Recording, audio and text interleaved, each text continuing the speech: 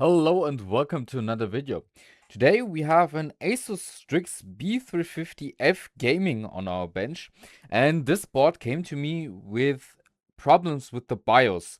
So I actually got this board from someone who had BIOS problems and tried to flash the BIOS and didn't succeed in that. And you can very well see, if I can get zoomed down on here properly, that the BIOS chip has been worked on. There's residual flux, it doesn't sit properly, and we will have to see if we can get this properly flashed. And another interesting thing is, this has an AMD A10 series processor. This is an AM4 processor, but this is like one of those very early ones that almost isn't supported by anything anymore. These get kicked out very early out of BIOSes. And I've never seen one in person. This is the first one. So yeah, very interesting. I don't even think we can get a boot out of that one as soon as I will flash the BIOS. And for today's repair, I actually want to try something different. We got an AC to DC intelligent digital control power supply by fnirsi. It is the model IPS3608. And I want to have a look at this thing, if this can do well for electronics repair, because I have a no-name like 10 amp 30 volt power supply, which has done great for me so far, but I want to see if this intelligent one actually can stand up to the task of repairing. This has a 2-inch color display, Chinese English, yeah, adjustable backlight. This takes 100 to 240 volts AC, yes. The resolution is 10 millivolts, okay, and 1 milliamp. That is very good if it can actually put that resolution down. Output voltage is 0.3% plus 3 bits. Okay, 0.15% on output current. Let's see. The range is 0 to 36 volts, which is good. 6 volts more. But it's only 0 to 8 amps. The amps is always something where I'm a little bit cautious, because especially for mainboard repair, you often need around 10 amps to be good. 8 amps might be enough. We will have to see. It all has all the great features over current protection, over voltage protection, and so on. USB-C, USB-A, with PD 3.0, that all looks great. Let's get it unpacked then. And let's build it up so we can actually use it to test this mainboard. So packaging looks very neat, like always from fnirsi. Unit itself is not as big as I thought, which is good, because it doesn't take too much space on the bench, but it looks sleek. Let's get the box away from here. If you could see, this looks like a mini PC, kind of like. Oh yeah, this is the same display that they used on this little thing here. I think, pretty surely. The DC to DC power supply. This looks very similar to that. So the screen also flips. That is good.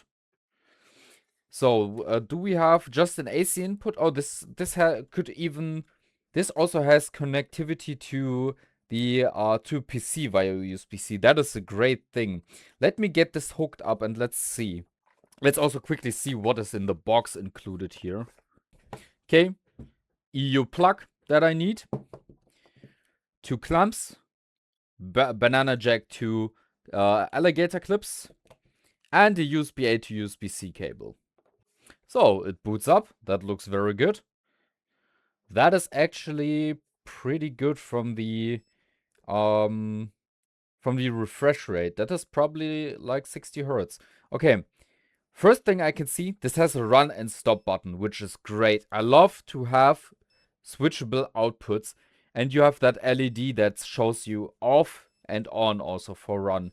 That is very good. Let's see now. Okay, this has different modes, different display technology. Okay, so let's see then. Okay, this has presets.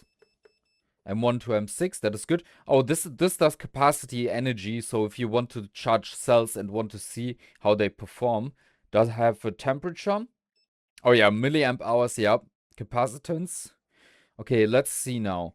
How do we set like different voltage? Oh yeah, here. So now I can set the V set. For example, we need 12 volts. 12 volts at, we're going to do 8 amps. And we say okay. And now if I push run, we go to 12 volts. That is very good. Okay. That is most of what I would need, to be perfectly honest, to be able to see that. Let's see, can you get into a menu somehow to do some settings? Is there another button somewhere? I don't think there is. Oh, there, this button. Oh yeah, you can do, okay, here's presets that you can do. Let's do a quick preset, because I would want a preset with 12 volts, because that's all I'm basically using. Oh yeah, you need to do it like that. Okay, let's do like 12.5 or like 12.7, because the adapter that I use actually goes up to like 14 volts, can handle and does put out the correct voltage. So let's verify that and do actual 8 amps. Over voltage protection, interesting. You can even set when the over voltage protection is supposed to trigger. I've not seen that before. So we can say like, okay, if you go anywhere near 15 volts, the over voltage protection should trigger. Over current protection, let's see how high up I can get. Yeah, 8.2 is the max. Okay. Over power protection, over temperature protection. Okay. That is very cool that you can set all of these. Okay, I wouldn't have thought that. Okay, let's go back. Yeah, okay, so now it's set. Yeah. Okay, let's see. What does this system also have for settings? Language setup, brightness control. Brightness control is actually quite cool that this can do that. Volume control, if you don't like the beeping. What? Metering switch. Okay, don't know what that is. Device address. Okay, device address for probably connecting. Switch from dark to light. Yeah. Definitely the dark. Okay, and then there's probably just the version here. Factory reset version 1.3. Okay, very cool. Then let me see that I can connect this to the PC, that we can actually monitor this like I use the normal supply for monitoring. So this is the same interface that the other one had. So it's very easy to do this. You have you can log data here, connect to the device, have an advanced tab with like current settings and everything. Like this is a really smart meter. You can do a lot of things here. But most important for me is that you can set like current limits and stuff like that. And that you can do the voltage setting and everything here and monitor it as well. That is very important. Like the basic information right here is what will be most important for me, and I will be capturing this display right here in order for us to see it just like I do with my usual setup. So this is the setup we will live with today. It's kind of redundant because we have multiple power supplies now on our bench. But yeah, we can see the system voltage, the actual voltage, the 48 volts that you see is the actual internal 48 volts that this creates. And then the step down one to 24 volts and then the output power. And then you can see if we are at constant current or normal, or if it's active or closed. Let's see. If I push yeah, if I limit it here, I can still turn it on and off. That is very good. So we will be mostly looking at this via the software. But the screen is great, don't get me wrong. But let's get to the important thing now. And let's actually get a power supply hooked up to here. And see for the passive power consumption of this board. Let's also get a proper CPU in here. And let's disable this output. Let's enable it and let's plug this in. That looks very good. You can see 110 milliamps, 116. That is what I would expect, and that is pretty accurate. And I love that it has barrel jacks. That is important to have. So we can see RGB working. We have 115 milliamps, and I would expect this to turn on like it is currently. Because we probably only have a BIOS issue. I would expect a CPU LED or something like that. So let's see now. Let's get the power button and the speaker onto here. And what we can also do, because this is a Asus board, this actually supports these postcards. So we plug this postcard in and use the Asus COM debug port for postcodes. Let's plug also RAM into here. And let's hit the power button and see how this reacts. Reacts to the power button, 1.6 amps, you can see, but no postcodes. And we're stuck at the CPU LED, I'm pretty sure. 1.6 amps. Yeah. This is what I would expect with a dead BIOS. And seems to be very accurate also, the power supply. CPU is getting a little bit warm. Let's turn this off. Yeah, that is good. Okay, so this is the usual behavior I would expect when we have a dead BIOS. Stuck CPU LED, no postcodes, nothing. No moving amps. You could see 1.6 amps we were able to see there, which is a dead current that has only been taken, and there's nothing moving anymore. And that is probably because of the dead BIOS, because all of the power supplies initialize, everything starts, vCore starts, all of the power supplies are there, but there's no code running. The board is brain dead in this state without the BIOS. So what we will have to do is, let's turn off this output. This I love, actually. Quickly being able to turn on and off the output, very great. Like that. Because my one isn't as easy to do that, and it's very quiet. Like, there was no fan starting up or anything with doing that. We will see for a stress test later how this thing behaves. But one thing I want to do is, I have the V set only to 12 volts. I will have to put that up a little bit. Very good. Let's see. Does that update in real time? Yeah, 12.6. That updates in real time. Okay, let's get under the microscope then. Yeah, and now we can properly see what has been going on here. How someone has been trying to solder this. What chip is this, though? Is this Giga device? This is no one bond, no MXIC. This might be a Giga device chip. Okay, and there's obviously a lot of soldering being done around here. And there might be a missing component up there. This BIOS chip isn't even soldered properly. Like, this is clearly a beginner who's been trying, and I gotta say, people have to start somewhere. This is totally normal. Like, there's some repair technicians out there that would say, like, to these people, if you don't know what you're doing, don't touch this, don't do this. And I'm saying, what I like to say is, you have to learn somehow. You have to begin somewhere and learn somehow. And this is where you want to learn. Like, this is not a specifically expensive board or anything like that, or anything special. Like, this is where you can learn. And it's sad to see that someone gave up on this, but because I think they could have done it, because you can see these solder joints at the top, they are not proper. There's probably a component missing here, and all of these have been moved at some point pretty surely.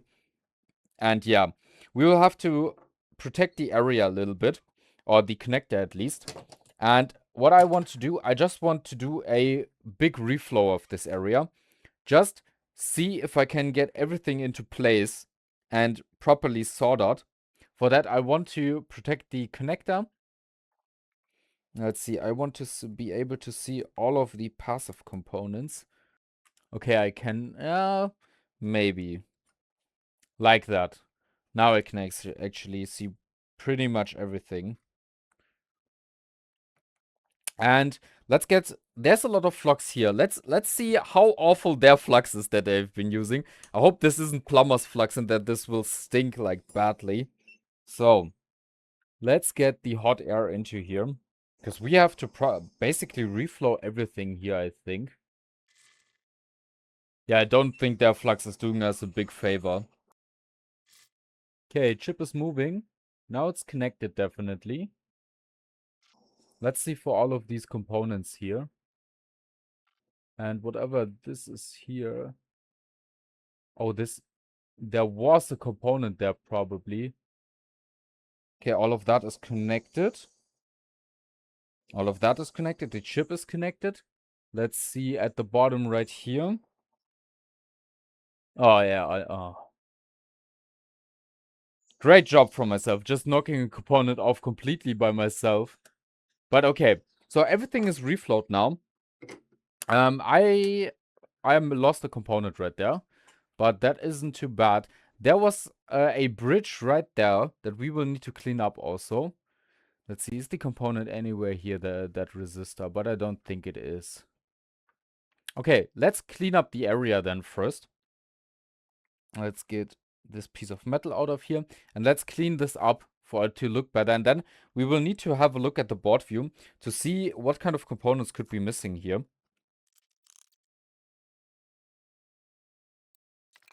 So this board was definitely exposed to a lot of heat. Someone has really tried to do something here, but yeah, seemed to have not worked out too well for them. But they didn't burn the connector completely, like I would have expected that to happen.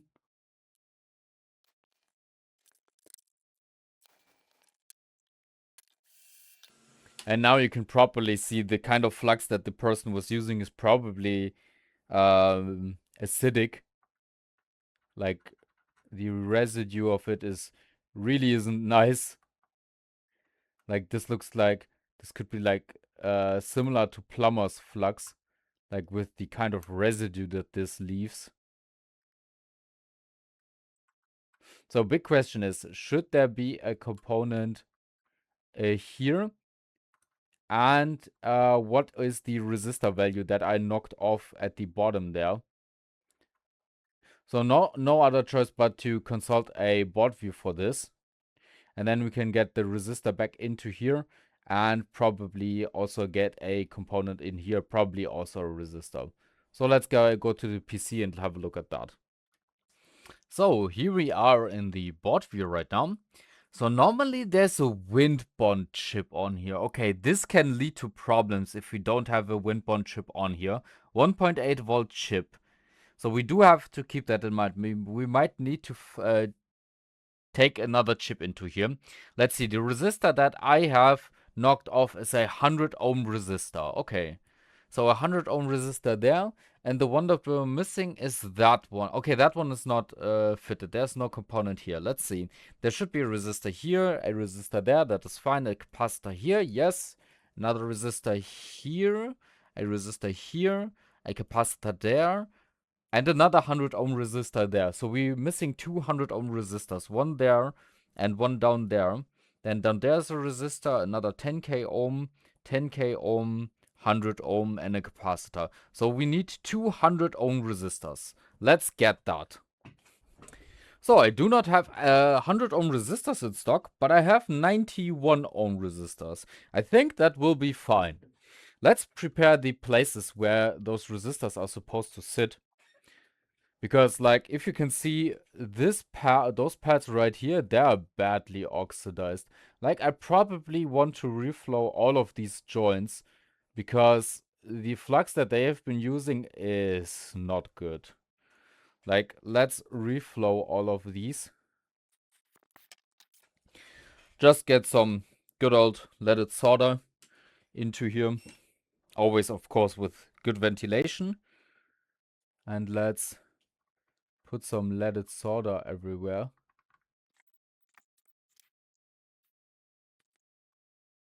Let's get leaded solder on every side of all of these resistors. Let's also get some on these joints right here, that they look proper. And then we move on to these here. Yeah, that's how they're supposed to look. This is looking much better like this.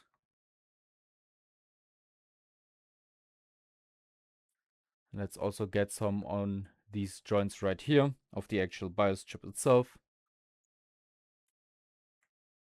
So, and before we actually clean this up. Let's get these resistors into here. So we need 2 of them. Let's get you right there. And let's get another one right down here. Now let's put them into place. Let's tag them on with the soldering iron. Now it's connected right there. Also connected on the other side. And those are probably not supposed to bridge. Let's get rid of this bridge quickly. And actually the resistor doesn't want to sit on the pad properly because it probably corroded a little bit. But we will have to reflow this area once more anyways with the hot air. Let's now get this connected here. Get some leaded solder there. And now once more, we're going to be shielding the area. And we are going to be reflowing with the hot air once more in order to make sure everything is sitting correctly.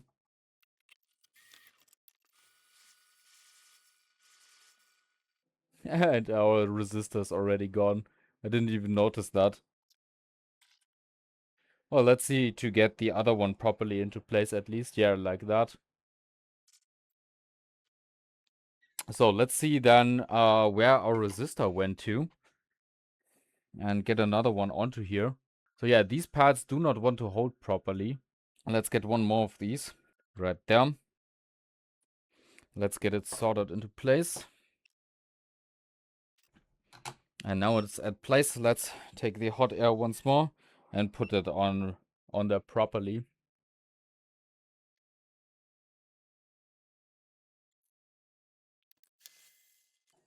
And now everything should be properly in place. There we are. Now it's looking all good. We have those resistors in there that we were missing before. All of the joints look way better now with the leaded solder and with the flux on there. And let's get this cleaned up once more. Hopefully a little bit more of that residue will clean up now after it has mixed with the new flux, and with some IPA we will be able to get all of it off.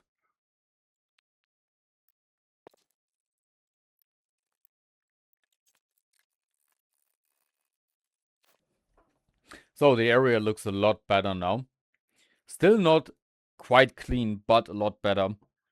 We now have the resistors back in place that we needed, this one and that one, I think it was. And this one wasn't fitted exactly, yeah, and we have these resistors all here. Yeah, so we put back that resistor and... No, we put back that one and that one, right. These two we put back. Yeah, and now I can see this is a Giga device chip. Okay, the previous owner might have actually bought a different BIOS chip for this and put it onto here. And the big question is now, does this already work? Because he might have put a correct BIOS chip on there, but just when soldering, he knocked off these components, didn't even notice, and that's why it didn't work. So it might be that this chip actually has the right content on it, and we can actually start it up with that. That will be very interesting to figure out here. So back at our overview, let's use this power supply again. The area is cleaned up. Let's turn on our output, 110 milliamps, and let's turn it off once more. I really love how easily you can turn out this on and off. Like my other one has has an awful like switch that clicks into place, and that is really awful to turn off and on. And I really like what is on this power supply. So let's see now if we can get any further.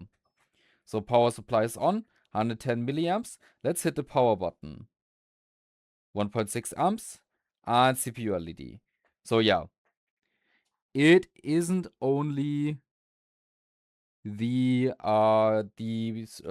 passive components here, but there's probably also the content of the board that is wrong. Let me quickly try this once more with RAM in a different position, but pretty surely that also the content of the chip is also wrong. And we can see once more 1.6 amps, nothing happening. Okay, So we then have to get to the BIOS itself. Let's turn this off. Oh, the power supply actually kicked on its fan already. Oh, that's not great. There must be something getting really hot in there. Okay, I wouldn't have expected that because we didn't draw too much power off of this yet, and it's already started its fan. Not a big fan of that because it's noisy. Okay, what we will do, we will be connecting to this board via the header that we have here. There's an SPI header exactly next to the BIOS chip where we were soldering before, and I have adapters where we can connect to those pins in order to access the contents of the BIOS chip. So let's go to the PC and do that. So we're now in our BIOS. Let's see if I could find this chip. It might be that the chip is actually dead. Yeah, I cannot make a connection to this chip. The question is this even a 1.8 volt chip? It probably is. But like, yeah, getting a connection to this chip, not easy. So we might actually need to desolder this chip. It's either the chip is dead or this is not a 1.8 volt chip. Yeah, I cannot find it. Let's see, it also doesn't do anything when I do reading. Oh, it does try to read. Can it actually get data off of here? Let's see. Or maybe it just doesn't recognize the Giga device chip. Oh yeah, there's content. We can read content out of here. Okay. Yeah, but this is completely wrong. Yeah. There's just very little content at the beginning here. And then there's nothing anymore. Okay, I'm not too sure if the programmer read this chip correctly. But it might have. Let's get a BIOS for this board and try if we can get it running with this Giga device chip. So we do have a BIOS here now, and now we need a tool called UEFI tools. And with this UEFI tool now, we drag the BIOS into here, and we can get the UEFI image out of here, extract this, and put it next to it. And now we should be able to see that these are two different sizes. You can see this one, the cap file, is bigger than the actual image. And this is a cap file to bin conversion that we did right here. Even though it says ROM, it's a bin file. And this is what we can now actually flash onto the board. So we now open up the programmer again. We're going to be opening that file. And now have a look how this content is actually supposed to look. It's way different. Okay, let's see then. Let's program this chip. Okay, yeah, okay, that's what I thought. Interesting that we were able to read some of it, but I'm not able to actually erase it or write to it. Let's see if I can write to this without... Yeah, I can program this without erasing it. I usually don't do that option. I usually erase it, write to it, and then verify it. But let's try in this case, if we're just going to write to it, if this can work. Like before, I don't think I've ever programmed a Giga device chip before. Like, I don't even know why people use, like, different chips to put on there. Like, just use a WindBond chip. They are available. So the programming ran through. Let's see for the verification. Yeah, it gets an error on verification. If we now read out the chip, unable to cancel. Okay. Let's disconnect and reconnect this. But now I can read it. Let's see if the content is on there that we tried to write onto there. Cannot say that I like these Giga device chips. Yeah, and the content, there was no content written here. Yep, we will have to take that chip off and put a proper one on there because this is just not working. Okay, well then, I've tried with this chip, but we need a WindBord chip, and we're going to be using whatever the BIOS is saying. This is a WindBond chip, 1.8 volts, 128 M. Okay, let me see if I can get one of those. We will program it and then put that onto there.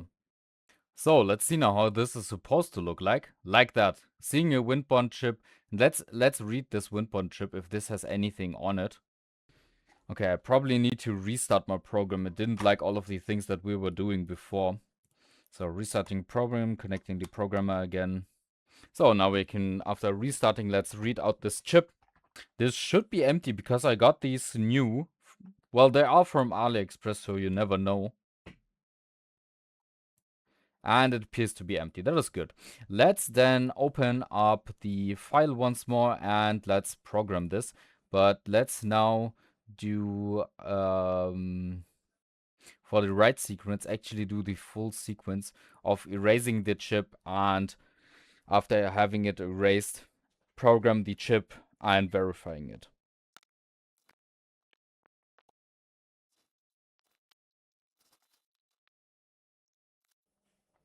So the process is done. Let's get this chip then soldered onto here. So, and one last time, let's solder at this area right here. So get this protected once more, get some flux into there, and get this chip off and put the Windbond chip onto here that we've programmed. Pin 1 at the bottom left is the correct orientation. I have checked that with the board view already, just to be sure. And let's do this now and return this board back to stock, where it has a Windbond chip like it was supposed to do. So the Giga device chip is off. Let me get the Windbond chip off of the programmer. It's off of the programmer. And let's put it onto here. Kinda like that.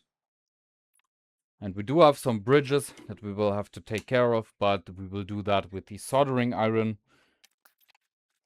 That Giga device chip is straight up going into the trash, because I don't think I will ever have a use for that.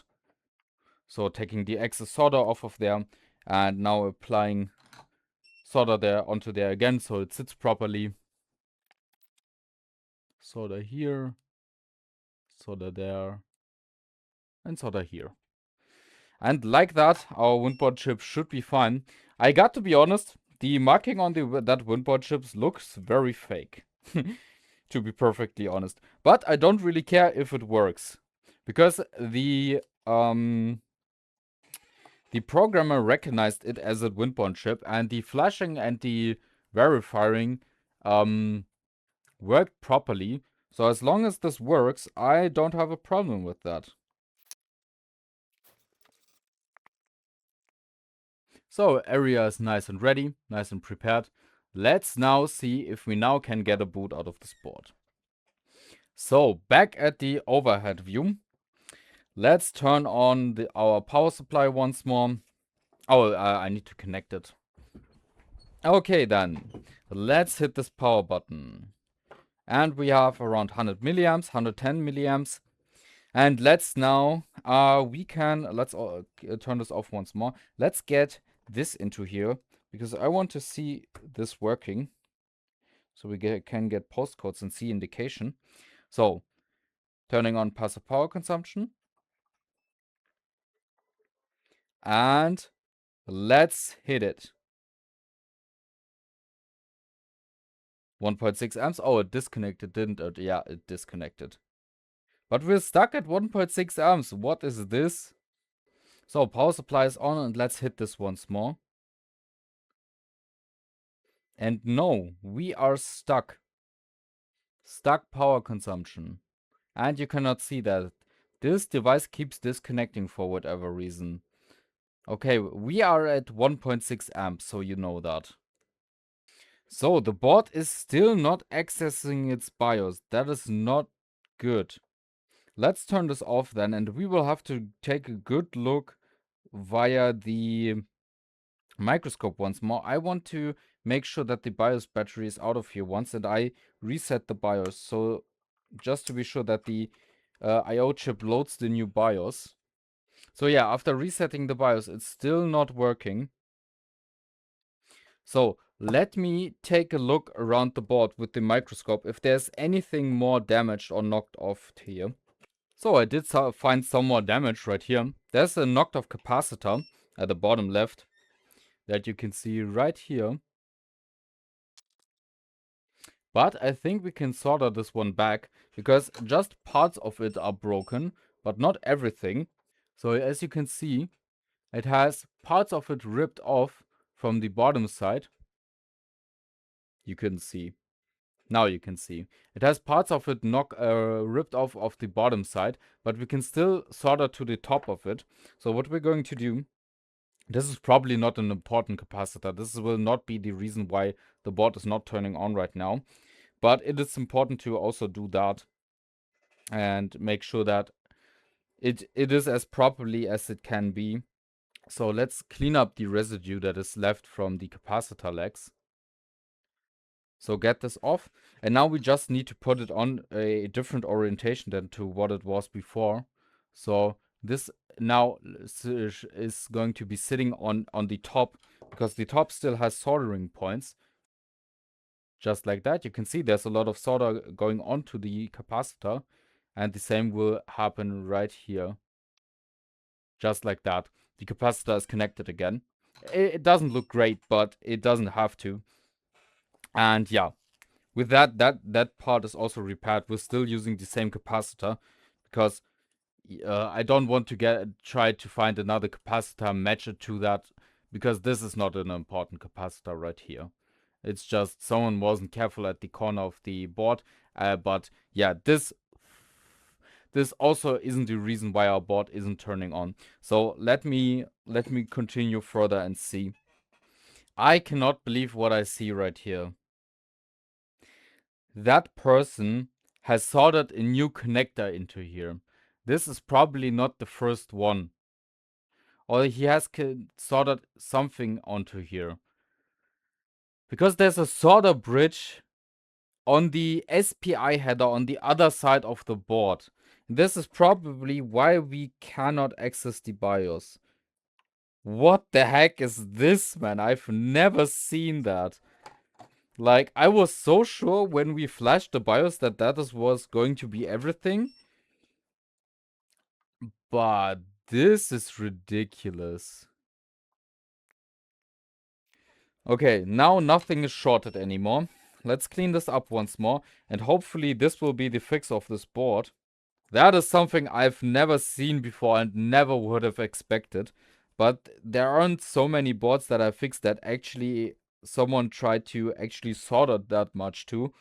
Like, it doesn't surprise me too much, but I've never encountered something like this where someone has shorted the connector on the backside. Like, this isn't something I would have thought about even checking. Now you can see, now we don't have a short anymore. The bottom left one isn't greatly soldered, but it doesn't have to. This is fine. So let's hope that was actually the final problem with this board. So we have passive power consumption of 110 milliamps. Let's see now if we hit the power button now, if it's now going to work.